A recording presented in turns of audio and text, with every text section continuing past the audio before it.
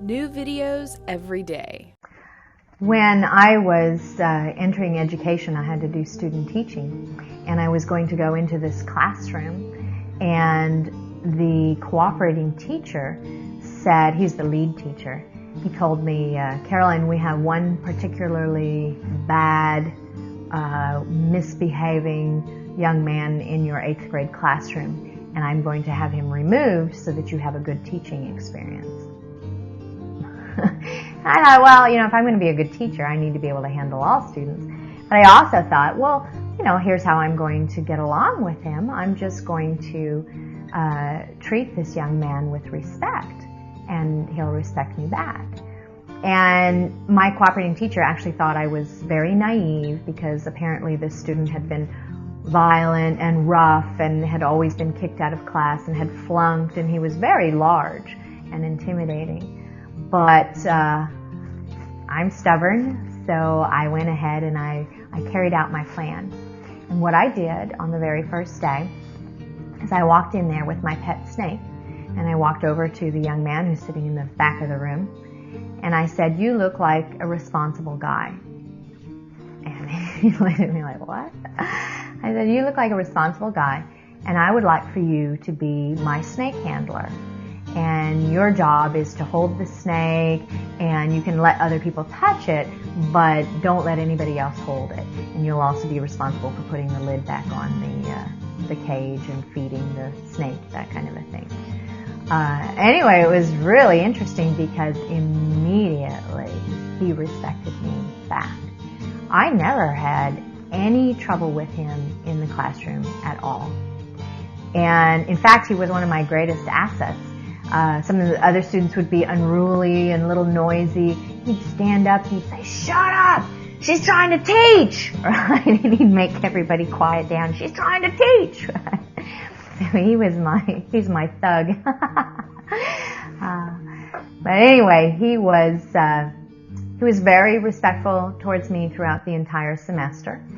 And he didn't have the same success in other classrooms, unfortunately. He was kicked out of other classrooms, and he received this detention where he missed the last day of school. They had some kind of a fair and a carnival, and he and the bad boys were all collected in this room in the library, and they couldn't go outside, and they didn't get ice cream, and they didn't get anything. And I decided to continue my respect plan throughout the school year, and so I visited him in the library, and I said, "How you doing? And I'm sorry you don't get to participate, and I just wanted to check on you." And he was absolutely bewildered as to why I would check on him. And I said, "Well, because I want to make sure you're okay." Anyway, on the very last day of school, which was only like a half day, he was nervous, and he was asking me, "Well, how late are you gonna stay? And are you gonna be here? And what room exactly are you going to be in?" And I could tell something was up. And sure enough, on the very last day of school, this 8th grade boy who had been a problem to everyone else came to me and brought me a dozen roses. And at that point in my life, I'd never received a dozen roses from any guy at all. But it just goes to show you how far a little respect will go, and how you can get it back. So you can look at all of this do unto others in kind of a negative way, saying, "Oh, okay, well, I'm not going to yell at somebody because I don't want somebody to yell back at me," or, "I'm not going to hurt people because I don't want them to hurt me back." You could look at it in a negative way, right? But that's not my style. I like to look at things in a positive way. I want to flow out there positive things. Like, we start out talking about how to get along with people. Well, if you want people to like you, then like people. If you want people to be nice to you, then be nice to people. If you want people to respect you, then show them that respect. So let's, maybe we could all do this together. Maybe we could, I challenge you to just one day, try this. Do something like positive and helpful or whatever for somebody, and see if it doesn't come back to you. Actually, one of my students, my college students, did this. And he said, I'm just going to go out and do something positive for somebody, right?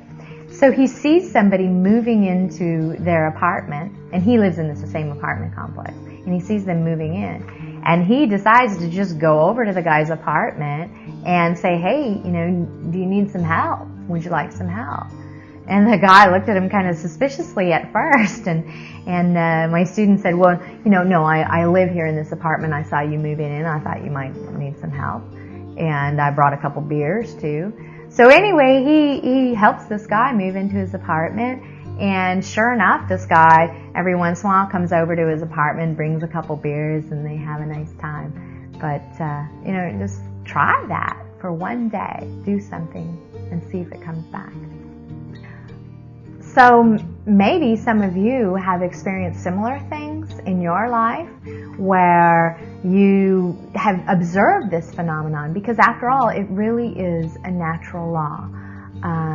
How you treat people is how they will treat you back.